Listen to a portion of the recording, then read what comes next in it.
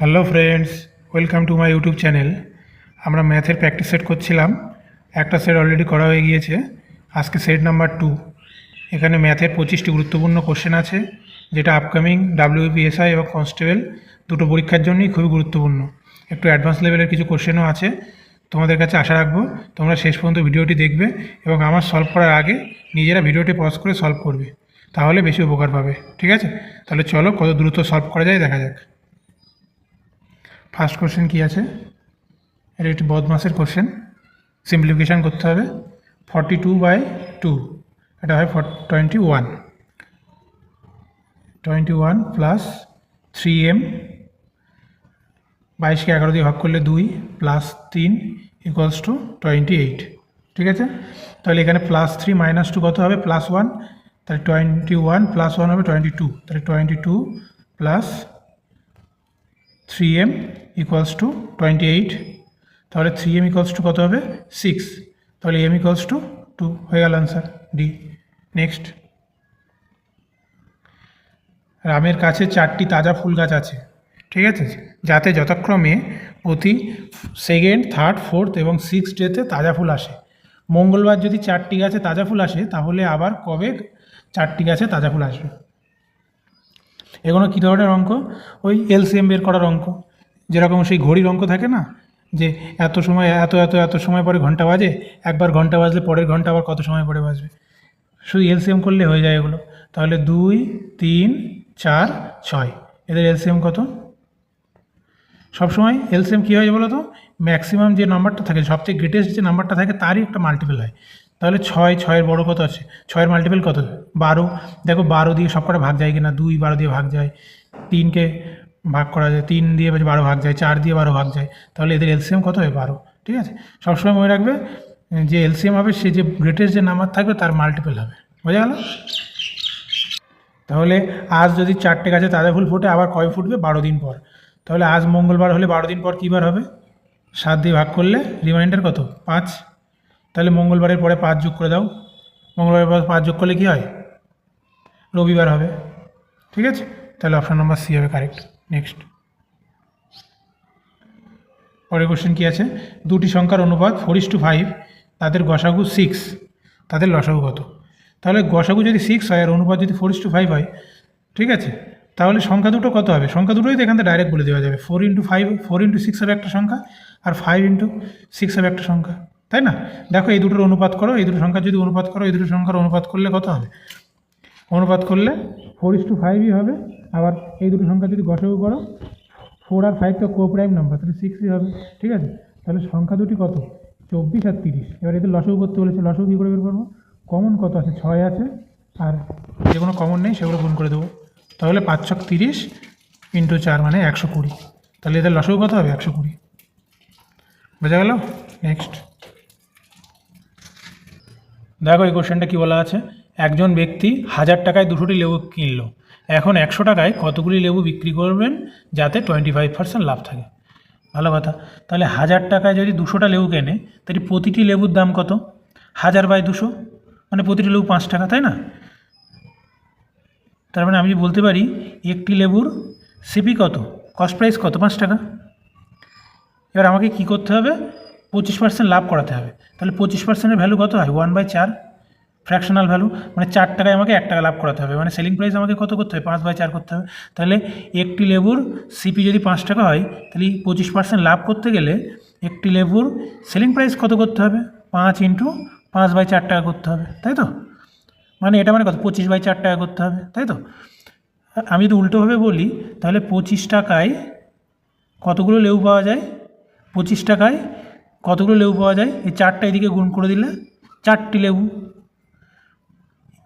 একটি লেবুর দাম যদি 25/4 টাকা হয়, তাহলে 25 টাকায় কত লেবু পাওয়া যায়? 4টি লেবু। এবার আমাকে বের করতে হবে কি 100 টাকায় কতগুলো লেবু পাওয়া যায়। তাহলে এবার আমি দুদিকে 4 দিয়ে গুণ করে দেবো, এদিকেও 4 দিয়ে গুণ করে দেবো। তাহলে 4 × 25 100 হয়ে যাবে, এদিকেও 4 দিয়ে গুণ করে দেবো, 4 × 4। তার মানে কী হবে? 16টি লেবু পাওয়া যাবে 100 টাকায়। বোঝা গেল? আশা করছি বুঝতে পেরেছো। তাহলে পরের কোশ্চেনে আসা যাক। পরের কোশ্চেনটা কী আছে? তৃতীয় সমানুপাতে নির্ণয় করতে দিয়েছে। তৃতীয় সমানুপাতে কী করে নির্ণয় করব? এ বি সি এরা তিনটে যদি সমানুপাতে থাকে, এই তিনটে সংখ্যা কী হয়? A/B = B/C হয়, ঠিক আছে। তাহলে তৃতীয় সমানুপাতি কীভাবে হবে, 0.1/0.12 ইকুয়ালস টু 0.12 বাই, ধরো তৃতীয় সমানুপাতি এক্স, তাহলে এক্স ইকুয়ালস টু কত হবে, 0.12 ইন্টু 0.12 বাই 0.1, তাই তো। এবার দেখো ওপরে কটার আগে দশমিক আছে, এখানে 2 ঘর, এখানে 2 ঘর, মানে মোট 4টে নিচে 0 হবে। আর নিচে কটার আগে দশমিক আছে, একটার আগে, তাহলে 4টে 0, একটা 0 দিয়ে কেটে গেলে নিচে 0 থাকবে কটা, 3টে, বোঝা গেল। তাহলে একেবারে দশমিক তুলে দেওয়া যাবে। এবার 12 গুণ করলে কত হয়, 144। তাহলে 144কে 1000 দিয়ে ভাগ করলে উত্তর কত হবে, 0.144। দেখো বোঝা গেল কিনা, তাহলে ডি হবে কারেক্ট অ্যান্সার। নেক্সট কী বলা আছে, কোনো একটি নির্দিষ্ট মূলধনের ওপর 2 বছরের জন্য বার্ষিক 10% চক্রবৃদ্ধি সুদ ও সরল সুদের পার্থক্য 1200 টাকা, মূলধনের পরিমাণ নির্ণয় করো।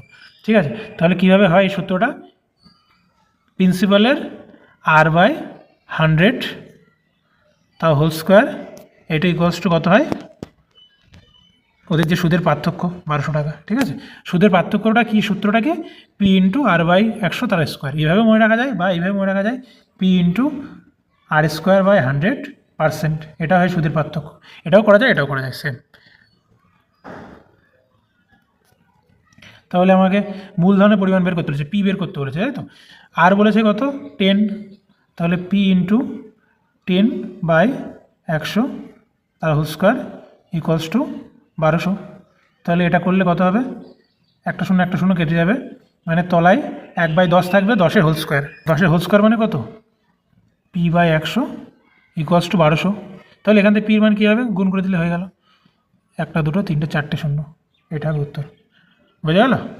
এই সমস্ত অঙ্কের ক্ষেত্রে টাইম বাঁচানোর জন্য কী করতে হবে, তো এত ক্যালকুলেশন করবো না, আমি দেখবো যে এখানে কাটাকুটি করে 0 আসছে শুধু, আমার আর কোনো কিছু আসছে না। তাহলে হয় 0 12,000 সাথে গুণ হবে, নয় ভাগ হবে, বা কিছু তো একটা হবে। 12 সংখ্যাটা তো আর চেঞ্জ হবে না, যেহেতু এখানে শুধু 10 10 10 এমনই আছে, এমন তো নেই 4/5 5/4, এমন তো নেই। সুতরাং আমি যেই দেখবো 12 দিয়ে যা উত্তর আছে আমি সেটা উত্তর করে দেবো। এখানে 12 দিয়ে উত্তর একটাই আছে, কতগুলো 0 বসবে আমার ক্যালকুলেট করার দরকার নেই। ঠিক আছে, নেক্সট কী আছে, একটি আয়তকার ক্ষেত্রে দৈর্ঘ্য 15% হ্রাস পেল, প্রস্থ 10% বৃদ্ধি পেল, তাহলে তার ক্ষেত্রফল কত শতাংশ পরিবর্তন হবে। স্ট্যান্ডার্ড যে সূত্রটা আছে তোমরা জানো, কোন সূত্র ইউজ করতে হয়, x plus y plus XY into 100, যখন সমস্ত কিছু বৃদ্ধি বলা থাকে। এখানে হ্রাস বৃদ্ধি দুটোই বলা আছে, হ্রাস বলা থাকলে মাইনাস ইউজ করবো, বৃদ্ধি বলা থাকলে প্লাস ইউজ করবো। আচ্ছা, এই সূত্রটা কেন ইউজ করা হয়, বা কখন বা কোন অঙ্কের ক্ষেত্রে ইউজ করতে আমরা পারবো, এটাও কিন্তু জেনে রাখা দরকার। ঠিক আছে, দেখবে যে সমস্ত ক্ষেত্রে ধরো এরিয়া ইকুয়ালস টু কি, দৈর্ঘ্য লেন্থ আর প্রস্থ ব্রেথ, এদের গুণফল। ঠিক আছে, তাহলে যে সমস্ত ক্ষেত্রে কোনো একটা রাশি এরকম দুটো জিনিসের গুণফল আকারে প্রকাশ করা যাচ্ছে, সেক্ষেত্রে এটা ইউজ করা যাবে। যেরকম কখন ইউজ করা যায়, বেগ ইকুয়ালস, দূরত্ব ইকুয়ালস টু কি, বেগ ইন্টু সময়, সেখানে ইউজ করা যায়। আরও যেসব যে ক্ষেত্রে এটা হয় সেখানে ইউজ করা যায়। তাহলে এখানে উত্তরটা কত হবে, 15% হ্রাস পেলো মানে -15, 10% বৃদ্ধি পেলো মানে +10, প্লাস মানে মাইনাস 15 ইন্টু 10 মানে 150/100। এটা করলে কত হবে, এটা হিসাব করলে হবে -5, আর এটা করলে কত হবে, -0.15। তাহলে -5 -0.15, তাই তো, সরি -0.15 না, 1.5, একটা 0 দিয়ে একটা 0 কাটা যাচ্ছে, আর 10 দিয়ে ভাগ করলে হবে 1.5, তাই না, এটা হবে 1.5। ঠিক আছে, এটা হবে না, তাহলে -5 -1.5, এটা করলে কী হবে,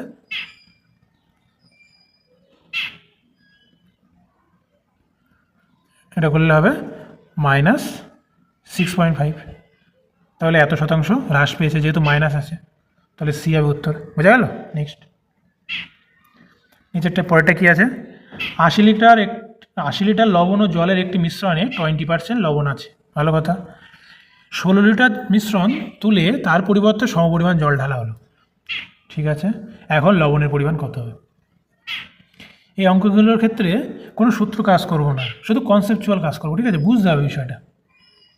আমার টোটাল মিশ্রণ ছিল 80 লিটার, ঠিক আছে, যেখানে 20% সল্ট, 20% ফ্র্যাকশন ভ্যালু কত হবে, 1/5।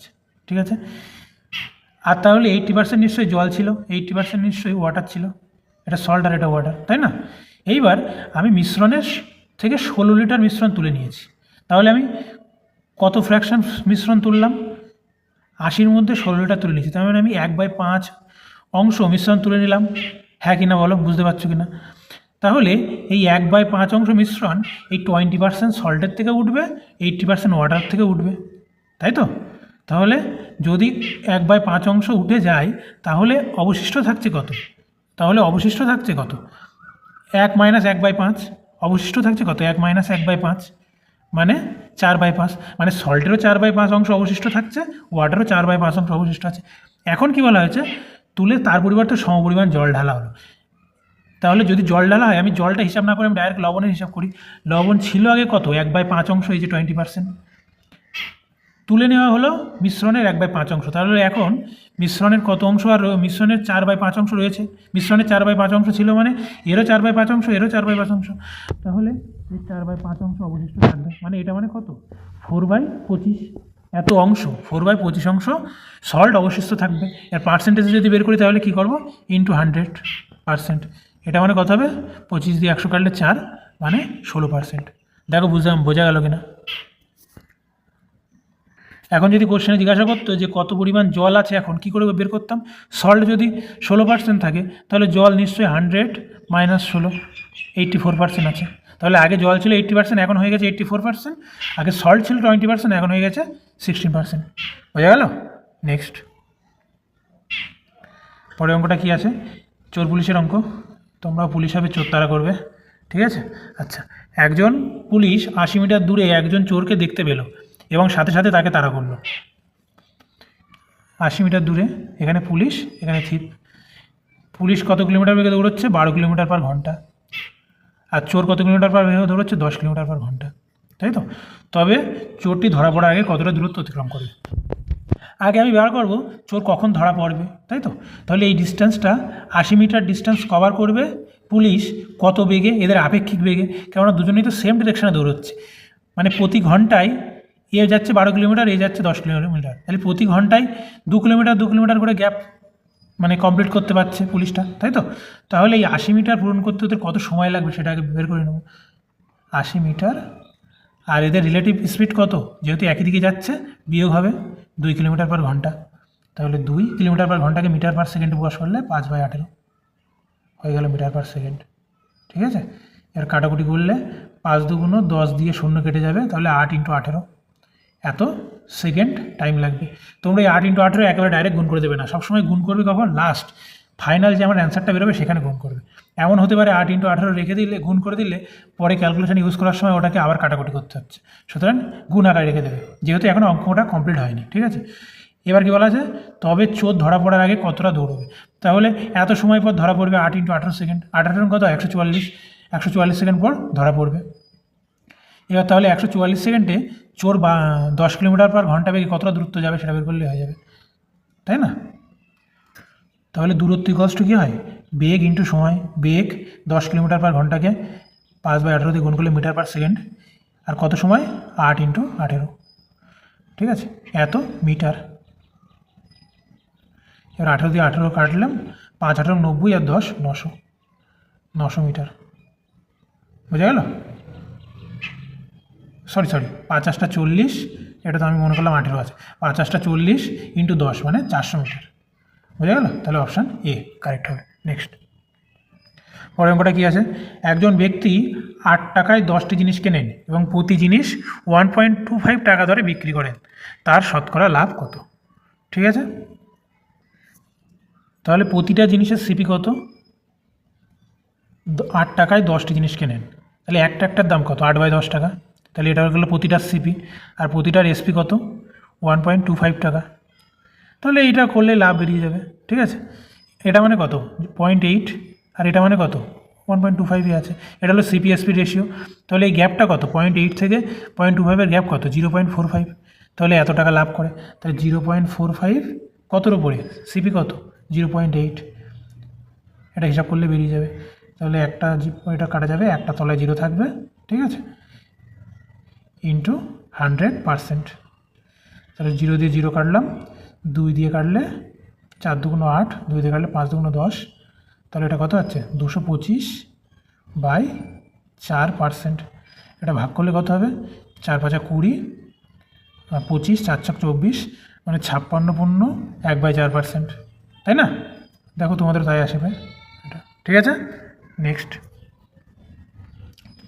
একটি সমবাহু ত্রিভুজের ক্ষেত্রফল 16√3 বর্গ সেন্টিমিটার, ত্রিভুজের বাহুর দৈর্ঘ্য নির্ণয় করো। এটা করা খুবই সহজ যদি আমাদের সমবাহু ত্রিভুজের ক্ষেত্রফলের সূত্র জানা থাকে। সমবাহু ত্রিভুজের ক্ষেত্রফলের সূত্র কী হয়? ক্ষেত্রফলের সূত্র হয় √3/4 ইন্টু বাহু স্কোয়ার, তাই তো। আর উচ্চতার সূত্র কী হয়? সমবাহু ত্রিভুজের হাইট ইকুয়ালস টু হয় √3/2 ইন্টু বাহু। তাহলে এইটা বলা আছে কত? 16√3। তা আমার এর মান বার করতে হবে, একদম সহজ বার করা।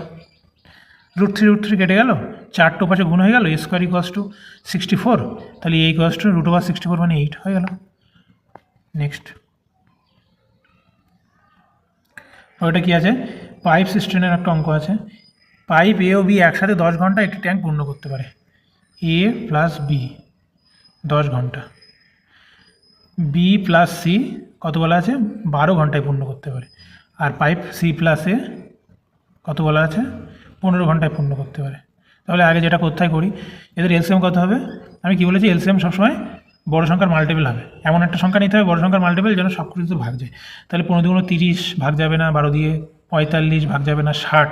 দেখো 60কে সবাই ভাগ করবে, তাহলে 60 হবে তো এলসিএম। তাহলে 60/10 করলে কত হয়? এ প্লাস বি এর একসঙ্গে কর্মদক্ষতা কত? 6। এটা ভাগ করলে 12, এটা ভাগ করলে 4×60 হয়ে গেল। তাহলে 2 times of a plus b plus c, তিনজনের 2 টাইমস যেটা কর্মদক্ষতা সেটা কত আসছে? 6 4 10 আর 15, তাই তো। তাহলে শুধু এ প্লাস বি প্লাস সি মানে কত? 15/2।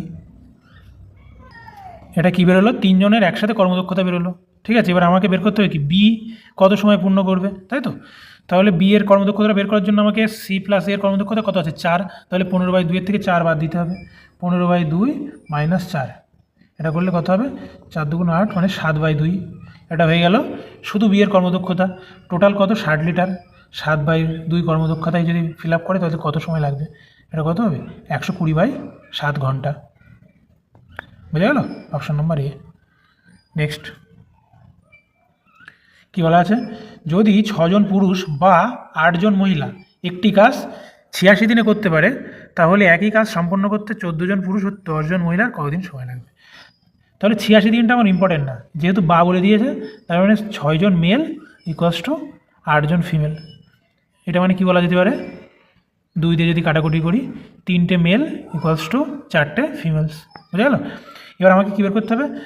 14 জন পুরুষ ও 10 জন মহিলা প্লাস 10 ফিমেল কতদিনে কাজটি করতে পারবে। তাহলে হয় আমি দুটোকে পুরুষে কনভার্ট করবো, নয় দুটোকে ফিমেলে কনভার্ট করবো। তাহলে এখান থেকে আমি কী বলতে পারবো? একটা ফিমেল ইকুয়ালস টু কত? 3/4 মেল, তাই তো। তাহলে ফিমেলের জায়গায় 3/4 মেলটা যদি বসিয়ে দিই, তাহলে 14টা মেল প্লাস একটা ফিমেল মানে কত? 3/4 মেল, তাহলে 10 ইন্টু 3/4, কাটাকুটি করলে 2 দুগুণ 4, 5 দুগুণ 10, ঠিক আছে। তাহলে উপরে হলো 15, আর এটা যদি একেবারে সিম্পলিফাই করে দিই, 14 দুগুণ 28 আর 15, তাই তো, মানে 43/2 মেল, ঠিক আছে। মানে 14টা মেল প্লাস 10টা ফিমেল মানে 43/2 মেল, ঠিক আছে। এবার আমি কী করব? এবার আমি ধরবো যে 6 জন পুরুষ 86 দিনে কাজটি করতে পারে। তাহলে 6 জন মেল 86 দিনে কাজটি করতে পারে, এই হয়ে গেল আমার টোটাল কাজ। এখন 14 জন পুরুষ 10 জন মহিলা মানে কতগুলো মেল? 43/2 ইন্টু এম, তাই তো, 43/2 ইন্টু এম। তাহলে এতজন কত দিনে করতে পারবে? তাহলে এটা এবার সিম্পলিফাই করো, সিম্পলিফাই করলে হয়ে যাবে কী হবে? 43 দিয়ে 86 কেটে যাবে 2 টাইমস, আর এই 2টা ওপরে গিয়ে গুণ হয়ে যাবে, এম কেটে যাবে, তাহলে 6 দুগুণ 12, 12 দুগুণ 24, তাহলে অ্যান্সার হবে কত? 24 সি, তাই তো। আশা করছি বুঝতে পেরেছ। নেক্সট, ট্রেনের অঙ্ক। একটি ট্রেন 238 মিটার দীর্ঘ একটি সেতু অতিক্রম করতে 58 সেকেন্ড টাইম নেয়। তাহলে 238 মিটার দীর্ঘ সেতু প্লাস ট্রেনের দৈর্ঘ্য দুটোকে ভি বেগে অতিক্রম করলে 58 সেকেন্ড টাইম নেয়, হয়ে গেল। নেক্সট কী বলা আছে? একই ট্রেন একটি পোল অতিক্রম করতে 24 সেকেন্ড টাইম নেয়। এটা কি কেন এটা করতে পারলাম বুঝতে পারলে তো? দূরত্ব বাই বেগ ইকুয়ালস টু কী হয়? টাইম হয়, তাই না, সেই জন্য করলাম। পরেরটা কী আছে? পোল অতিক্রম করা মানে কি? নিজের দৈর্ঘ্য অতিক্রম করা। তাহলে শুধু নিজের দৈর্ঘ্য কত? শুধু নিজের দৈর্ঘ্য হলো এক্স। তাহলে এক্স ভি বেগে অতিক্রম করছে, কত টাইম লাগছে?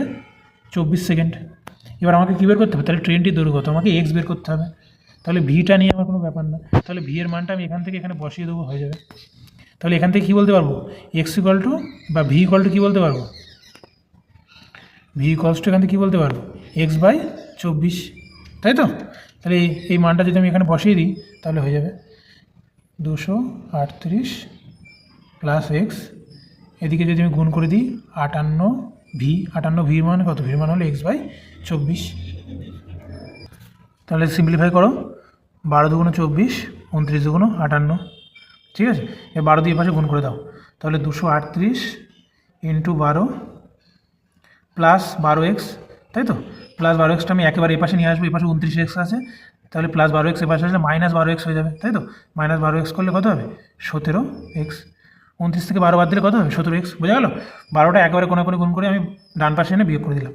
এবার 17 দিয়ে 238 কি কাটাকুটি যায়, 17 দিয়ে 238 দেখো যায় কিনা, 17 একে 17, 6 68, 4 17 68, তাহলে এক্সের মান কত আসছে, 14 ইন্টু 12। 14 ইন্টু 12 কী করে করবে, 14 ইন্টু 12 মানে কত, 13 স্কোয়ার মাইনাস 1 না। আগে একদিন আমি একটা শর্ট কুইজে দিয়েছিলাম, দেখবে এ প্লাস, আমরা কী জানি, এ প্লাস 1 ইন্টু এ মাইনাস 1, যদি ডাইরেক্ট মনে রাখতে পারো তো ভালো, এইভাবে ইউজ করা যায়, এ স্কোয়ার মাইনাস 1, তাই না। এ স্কোয়ার মাইনাস 1 স্কোয়ার মানে এ প্লাস 1 ইন্টু এ মাইনাস 1, তাহলে এর মান যদি 13 হয়, এখানে কত আছে, তাহলে 13 প্লাস 1 ইন্টু 13 মাইনাস 1 আছে, তার মানে এটা মানে কি 13 স্কোয়ার মাইনাস 1, 13 স্কোয়ার মানে কত, 169, তার থেকে 1 কম মানে 168 হবে, বোঝা গেল। এমনিও গুণ করতে পারো, 12 দিয়ে 4 বার 48, 8 হাতে 4, 12 12 4 16, এভাবেও করতে পারো, ঠিক আছে, যে যেভাবে করতে পারে, কোনো ব্যাপার না। নেক্সট, তারপরে কী আছে, একজন দোকানদার ক্রয় করার পাশাপাশি বিক্রয় করার সময় ওজনে 12% প্রতারণা করেন, তাহলে তার লাভ কত। খুব ভালো একটা অঙ্ক, খুব আসে মাঝে মধ্যে, খুব ফ্রিকোয়েন্টলি আসে, ঠিক আছে।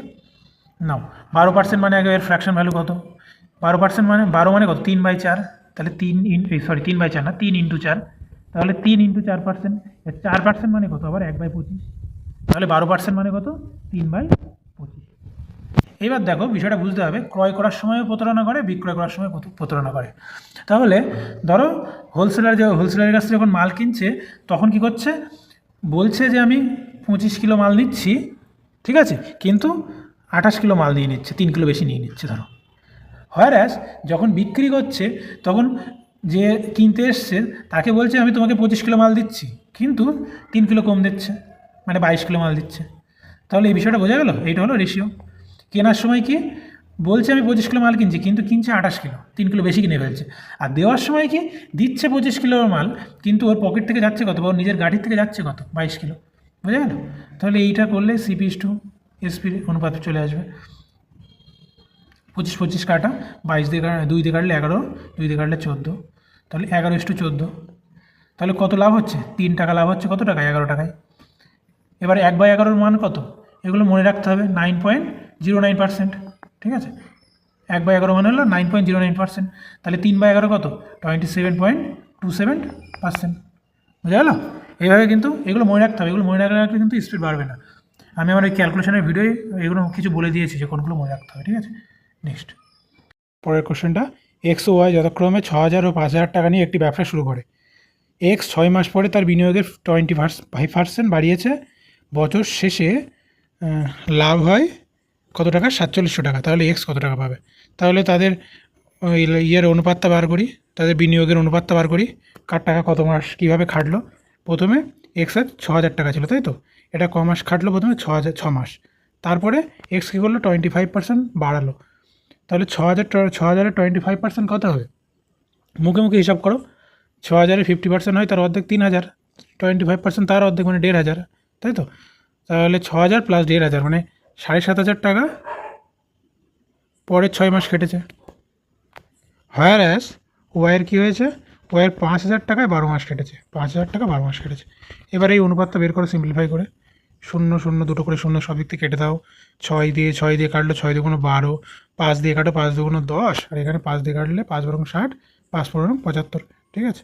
তাহলে 12 আর 15 যোগ করলে কত হয়, 27:10 × 2 20, ঠিক আছে। এবার কী বলেছে, এক্স কত টাকা পাবে, তাহলে এক্স কত পাবে, 47 কতর মধ্যে, এই দুটো যোগ করে দিতে হবে, আনুপাতিক ভাগ আর যেটা বলে, ঠিক আছে, মানে 47 না 27, 27/20 আর 27 কত হয়, 47, তাহলে এক্স পাবে 27 টাকা বা 27 অনুপাত কতর মধ্যে, 47-এর মধ্যে।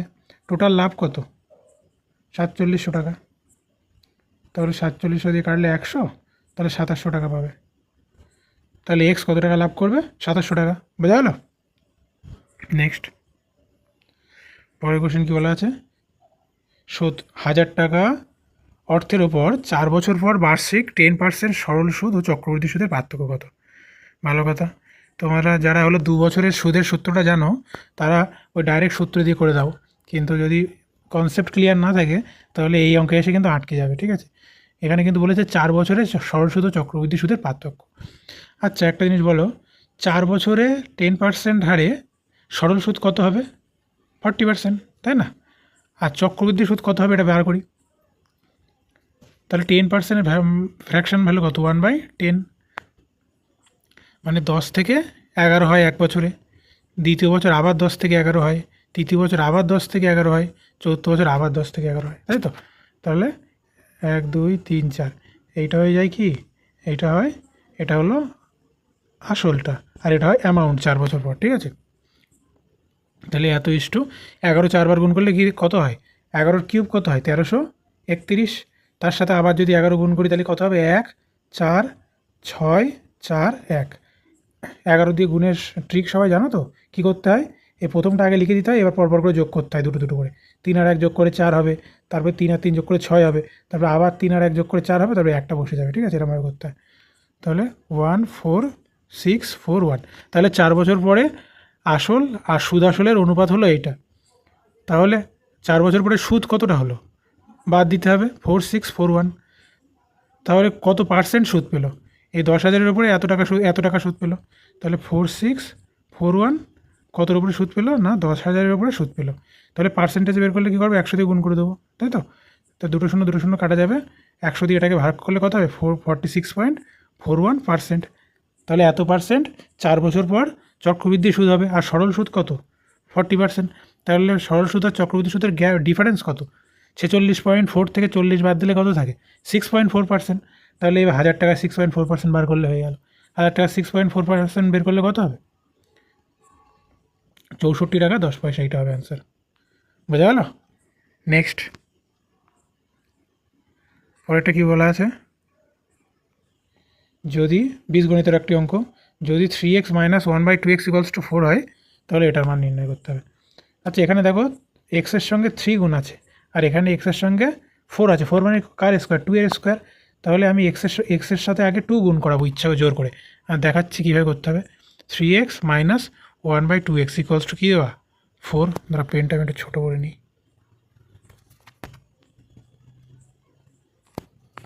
এবার আমি কী করবো? উভয় পাশে কত দিয়ে গুণ করবো? এখানে 2 করতে গেলে 2/3 দিয়ে গুণ করবো। 2/3 দিয়ে উভয় পাশে আমি গুণ করে দিলাম।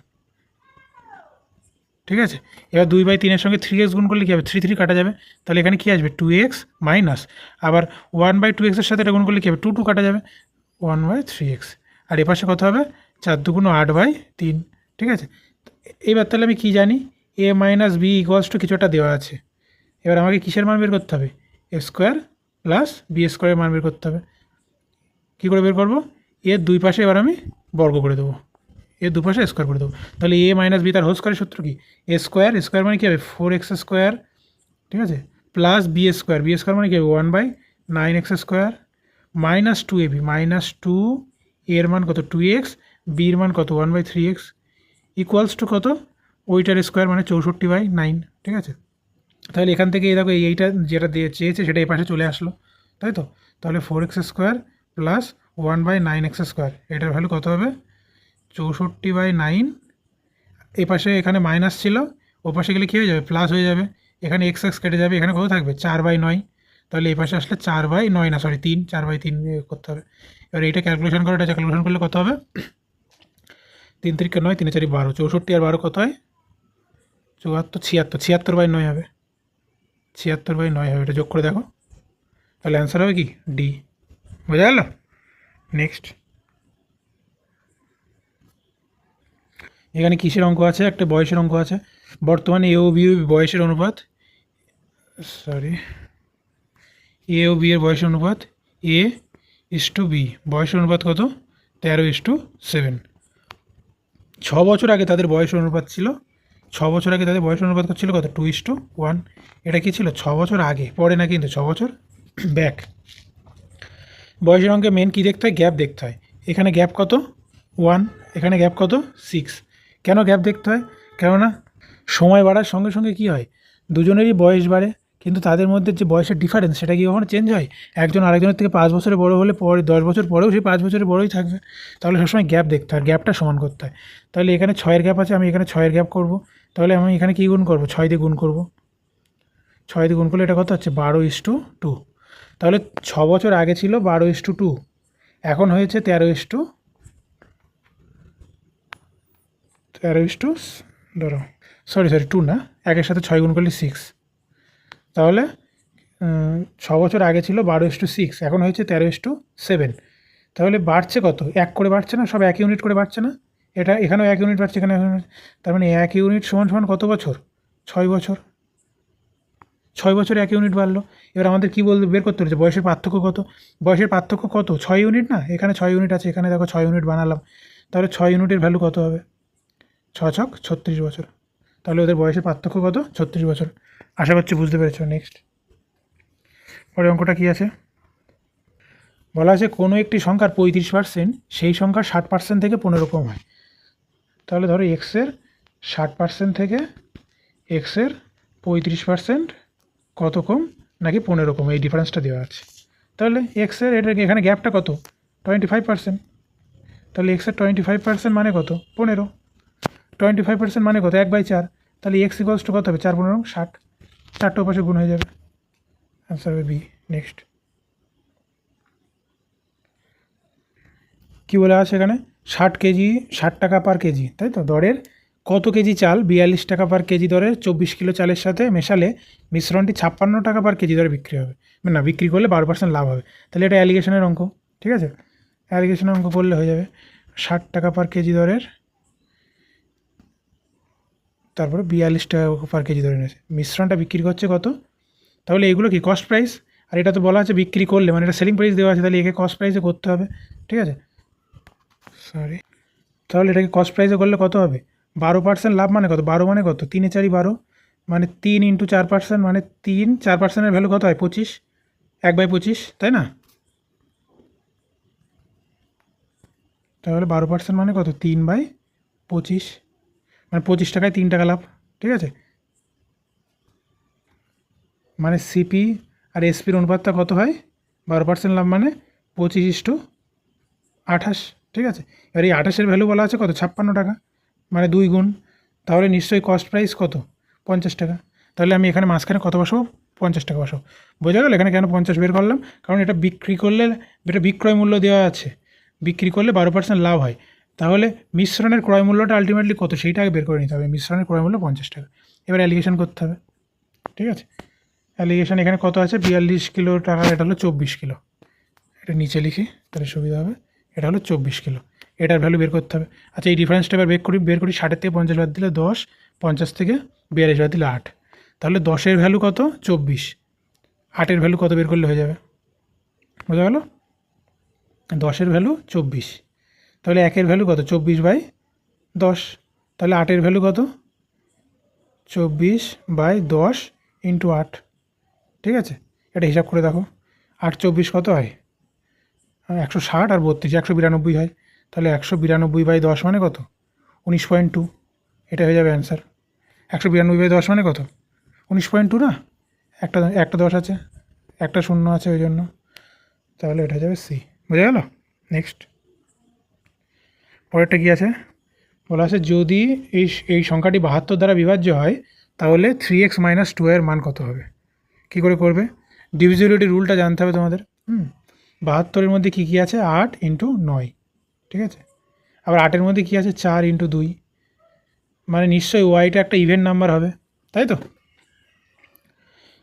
আবার 4 দ্বারা বিভাজ্য হতে গেলে কী হতে হয়, লাস্টের দুটো ডিজিট 4 দ্বারা বিভাজ্য হতে হয়, আর 8 দ্বারা বিভাজ্য হতে গেলে কী হতে হয়, লাস্টের 3টে ডিজিট 7 8 y 8 দ্বারা বিভাজ্য হতে হয়, ঠিক আছে। আর 9 দ্বারা বিভাজ্য রুলস কি না, এদের যোগফলটা কী হতে হবে, এদের যোগফলটা হতে হবে 9 দ্বারা বিভাজ্য বা 9-এর গুণিতক, ঠিক আছে। তাহলে চলো কী করে করা যায় দেখা যাক। আগে আমি হলো যোগ করে দেখিনি, 8 আর 3 11, 11 আর 9 কত 20, 20 আর 3 23, 23 আর 6 29, 29 আর 7 36, 36 আর 8 44। তাহলে যোগফল কত হচ্ছে 44 প্লাস এক্স প্লাস ওয়াই, এটা হচ্ছে যোগফল। ঠিক আছে, আর এটাকে 8 দিয়ে ভাগ করতে গেলে ওয়াইয়ের মান কত হতে হবে আমি ভাগ করে দেখি 8 দিয়ে, 7 8 ওয়াই। ঠিক আছে, 8 দিয়ে ভাগ করলে 8 9 72 6। এবার ওয়াই তো এখানে বসবে, এবার ভাবো এবার ওয়াইয়ের মান কত বসালে 8 দিয়ে ভাগ যাবে। 8 8 64 হয় না, 60-এর কোটায় 8-এর কোন গুণিতক আছে 64। তাহলে ওয়াইয়ের মান যদি 4 হতো তাহলে এখানে 4 বসলে ভাগ মিলে যেত, তাই না? তাহলে কি বলতে পারবো ওয়াইয়ের মান কত হবে 4। তাহলে 44 আর 4 48 হয়ে গেল। তাহলে 48 প্লাস এক্স, আমাকে 9-এর গুণিতক হতে হলে কী হতে হবে 9-এর মাল্টিপল হতে হবে এটাকে। তাহলে এর কাছাকাছি 9-এর মাল্টিপল কত 5 9 45, 6 9 54, তাই না? তাহলে এটাকে 54 হতে গেলে এক্সের মান কত হতে হবে 54 থেকে এটা কত কম 6 কম, তাহলে এক্সের মান 6 ওয়াইয়ের মান 4। এবার এখানে বসিয়ে দিই, তাহলে 3 6 18 মাইনাস, এখানে বসিয়ে দিলাম 3 6 18 মাইনাস 4 2 8, তাহলে 18 মাইনাস 8 মানে কত 10। বোঝা গেল? আশা করছি বুঝতে পেরেছো। এই অঙ্কগুলো করার জন্য তোমাদের ডিভিজিবিলিটি রুলটা আগে শিখতে হবে। ঠিক আছে, আমার এই ক্যালকুলেশনের ভিডিওটা দেখে নিতে পারো, ওখানে আমি এই রুলগুলো বলে দিয়েছি। ঠিক আছে, নেক্সট পরেরটা কী আছে 3 12 24 36 দ্বারা বিভাজ্য 3 অঙ্কের বৃহত্তম সংখ্যাটি নির্ণয় করুন। ঠিক আছে, তাই কী করে করবো এটা, সবকটা দ্বারা বিভাজ্য হতে গেলে আমাকে কি করতে হবে এমন একটা নাম্বার বের করতে হবে যেটা এই সবকটা দ্বারা ভাগ যায়, তাই তো? তাহলে আমাদের আগে কী করতে হবে ওদের এলসিএমটা বের করে নিতে হবে। এলসিএম অফ 3 12 24 আর 36। আমি কি বলেছি এলসিএম সবসময় যেটা বড় থাকবে তার গুণিতক হয়। এবার বড়টার এমন একটা গুণিতক নিতে হবে যেটা সব দিয়ে ভাগ যায়। 36কে 24 দিয়ে ভাগ করা যায় না, তাহলে 36-এর পরের গুণিতক কত 72, 72কে দিয়ে ভাগ করা যায় 24, হ্যাঁ যায়, কারণ 3 24 72, তাহলে এদের এলসিএম কত হবে 72। এইবার যে সংখ্যাটাই হোক না কেন সেটা অবশ্যই 72-এর একটা মাল্টিপল হবে। ঠিক আছে, যে সংখ্যাটাই হোক না কেন এই সবকটা দ্বারা বিভাজ্য হবে সেই সংখ্যাটা 72-এর মাল্টিপল হবে। মানে প্রথম সংখ্যা হবে 72, পরের সংখ্যা 72-এর ডবল কত হয় 144, তারপরের সংখ্যা এরকমভাবে বাড়তে থাকবে। এবার আমাকে বের করতে বলেছে কি 3 অঙ্কের বৃহত্তম সংখ্যা, তাহলে 3 অঙ্কের বৃহত্তম সংখ্যা কত 999। তাহলে 999 72 দিয়ে কি ভাগ যায় না, তাহলে কত কম 72 দিয়ে, মানে 72-এর ওর কাছাকাছি গুণিতক কত আছে সেটা বের করার জন্য আমাকে কী করতে হবে একে 72 দিয়ে ভাগ করতে হবে। তো 72 দিয়ে ভাগ করো, প্রথমে 1 দিয়ে যাবে 72, তাহলে 9 থেকে 2 বাদ দিলে 7, 9 থেকে 7 বাদ দিলে 2, 9 নামলো। এবার এখানে এটা কত দিয়ে যাবে 4 7 28, 4 দিয়ে না 3 দিয়ে যাবে, 3 দিয়ে গেলে 3 2 6 আর 3 7 21, তাহলে কত হচ্ছে 3 আর এখানে হচ্ছে 6, তাহলে 63 ভাগশেষ থাকছে। মানে 999 নাম্বারটার থেকে যদি 63 নাম্বার কম হতো তাহলে সেই সংখ্যাটা 72 দিয়ে ভাগ যেত, তাহলে সেটাই হয়ে যাবে আমার সবথেকে বৃহত্তম সংখ্যা। তাই 999 থেকে 63 আমি বাদ দেবো 6 3 9। এই 936 হলে এমন একটা সংখ্যা যেটা 72 দ্বারা ভাগ যাচ্ছে। ঠিক আছে, আর এবং 3 অঙ্কের বৃহত্তম সংখ্যা যেটা 72 দ্বারা ভাগ যাচ্ছে, তাহলে এটাই হবে আমার উত্তর। তাহলে কত হবে বি নম্বর অপশানটা হবে। বোঝা গেল? নেক্সট, এইবার এখানে একটা পাই চার্ট আছে। ঠিক আছে, ডিআই, এগুলোকে বলে ডিআই। আসতেও পারে, যেহেতু আস্তে আস্তে কোশ্চেন প্যাটার্ন পাল্টাচ্ছে, এটা আসতেও পারে, প্র্যাকটিস করতে হবে আগের থেকে। ঠিক আছে, এখানে কী বলা আছে প্রোডাকশন অফ স্টিল, কোন কোন রাজ্যে কতটা করে তোমাদের স্টিল হচ্ছে, ঠিক আছে, উৎপাদন হচ্ছে। এবার আমাকে কী জিজ্ঞাসা করেছে রাজস্থানে 240 MN ইউনিট, মানে কি মেট্রিক কিছু একটা ইউনিট হবে, সম্ভবত মেট্রিক টন হবে। ঠিক আছে, আমাদের এদের সাথে কোনো ব্যাপার নেই, আমাদের আসল অঙ্ক করতে হবে। তাহলে রাজস্থান এইটা দিয়ে মার্ক করেছে, গুজরাট এটা দিয়ে মার্ক করেছে। ঠিক আছে, এইভাবে দেওয়া আছে ডিস্ট্রিবিউশনটা। এবার আমাকে কেন্দ্রীয় কোণ বের করতে হবে, কার ইস্পাতের কেন্দ্রীয় কোণ বের করতে হবে কেরালার। কেরালা মানে কোনটা, এই যে এই সেটটা মানে 200, এই তাহলে 200টা এই কোণটা কত কোণ উৎপন্ন করছে সেটা আমাকে বের করতে হবে। ঠিক আছে, তাহলে আমি টোটালটাকে যোগ করে নিই, দেখি কতটা আছে টোটাল। এখানে আছে 200, এখানে আছে 160, 360, আর এখানে আছে 240। 360 আর 240 করলে কত হয় 600, 600 আর এখানে 220, 820, 820 আর 80, 900, 1000। তাহলে টোটাল হলো 1000। 1000-এর মধ্যে কেরালায় কত 200 ইউনিট। ঠিক আছে, তাহলে আমি কি বলতে পারি 1000 ডিগ্রি এই ত্রিভুজের এই পুরো টোটাল কোণটা কত 360 ডিগ্রি। এই ত্রিভুজ বলছি কেন, সার্কেলের এই কোণটা কত পুরো কোণটা 360 ডিগ্রি। তাহলে 1000 ইউনিট মানে হলো 360 ডিগ্রি। আমাকে বের করতে হবে কি 200 ইউনিট মানে কত ডিগ্রি, তাহলে 200 ইউনিট 1000 ডিগ্রির কত 1/5 অংশ, তাহলে এখানেও 5 দিয়ে ভাগ করে দেবো, এটাও 5 দিয়ে ভাগ করে দিলে হয়ে যাবে, এদিকেও 5 দিয়ে ভাগ করে দেবো, এদিকেও 5 দিয়ে ভাগ করে দেবো, 5 7 35, 10 5 2 10, তাহলে কী হবে 72 ডিগ্রি হবে, 4 নম্বরটা হবে উত্তর। বোঝা গেল কী করে বললাম? এই 200টা টোটালের কত ডিগ্রি কোণ উৎপন্ন করছে, মানে এর কত অংশ সেটা বের করতে পারলেই হয়ে যাবে। ঠিক আছে, টোটাল হলো একটা সার্কেল, টোটাল এই কোণটা কত 360 ডিগ্রি, তার মধ্যে এই ছোটটা বার করতে হবে আমাদের। নেক্সট এর কী আছে, একটি বর্গক্ষেত্রের বাহুর দৈর্ঘ্যের অনুপাত 3:2, পরিসীমা 600। এখান থেকে আমি দৈর্ঘ্যটাই পেয়ে যাবো না ফার্স্টে, পরিসীমার সূত্র কি 2 ইন্টু দৈর্ঘ্য প্লাস প্রস্থ, তাহলে এটা যদি 3x আর 2x যদি হয়, তাহলে 2 ইন্টু দৈর্ঘ্য প্লাস প্রস্থ মানে কত 5x, তাহলে 2 ইন্টু 5x ইকুয়ালস টু কত 600, তাহলে এখান থেকে এক্সের ভ্যালু কত বলতে পারবো 60, তাহলে দৈর্ঘ্য প্রস্থ পেয়ে গেলাম আয়তক্ষেত্রের। এবার কী বলেছে, বর্গাকার ক্ষেত্রের ক্ষেত্রফল আয়তকার ক্ষেত্রের ক্ষেত্রফলের 6 গুণ। তাহলে আগে আয়তকার ক্ষেত্রের ক্ষেত্রফলটা কত হয় বলো, আয়তকার ক্ষেত্রের ক্ষেত্রফল কত হয়, গুণ আকারে হয় দৈর্ঘ্য ইন্টু প্রস্থ, তাহলে আয়তকার ক্ষেত্রের গুণফল কত হবে 3x, 3 into 60 into 2x, 2 into 60, এটা হয়ে গেল আয়তকার ক্ষেত্রের ক্ষেত্রফল। এইটা কি বলা আছে, বর্গাকার ক্ষেত্রের ক্ষেত্রফল হলো আয়তকার ক্ষেত্রের ক্ষেত্রফলের 6 গুণ, তাহলে এর 6 গুণ করলে আমি কিসের ক্ষেত্রফল পাবো, বর্গাকার ক্ষেত্রের ক্ষেত্রফল। এটা হয়ে গেল আয়তকার ক্ষেত্রের ক্ষেত্রফল, তার 6 গুণ করলে আমি কী পাবো, বর্গাকার ক্ষেত্রের ক্ষেত্রফল। এর বর্গক্ষেত্রের বাহুর দৈর্ঘ্য যদি এ হয়, তাহলে বর্গক্ষেত্রের ক্ষেত্রফলের সূত্র কি এ স্কোয়ার, এ ইন্টু এ মানে কি এ স্কোয়ার, দৈর্ঘ্য ইন্টু প্রস্থ। ঠিক আছে, এখান থেকে তাহলে এর মানটা আমাকে বের করতে হবে।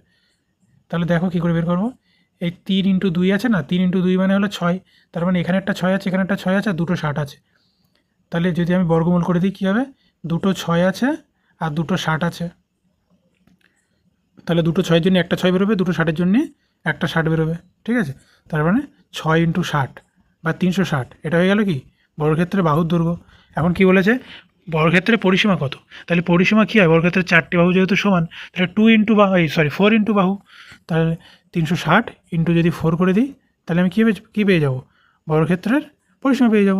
এটা কত হবে 0 4 4 24, 4 হাতে 2, 3 4 12, তাহলে 14, 1440, তাহলে কী হবে অপশান এ হবে কারেক্ট। বোঝা গেল? আশা করছি বুঝতে পেরেছ। ধন্যবাদ ভিডিওটি শেষ পর্যন্ত দেখার জন্য। ভালো লাগলে লাইক ও সাবস্ক্রাইব করে দিও, আর তোমরা কতগুলো পারলে আর কত সময়ের মধ্যে তাড়াতাড়ি করতে পারলে সেটা কমেন্টে জানিও। Thank you.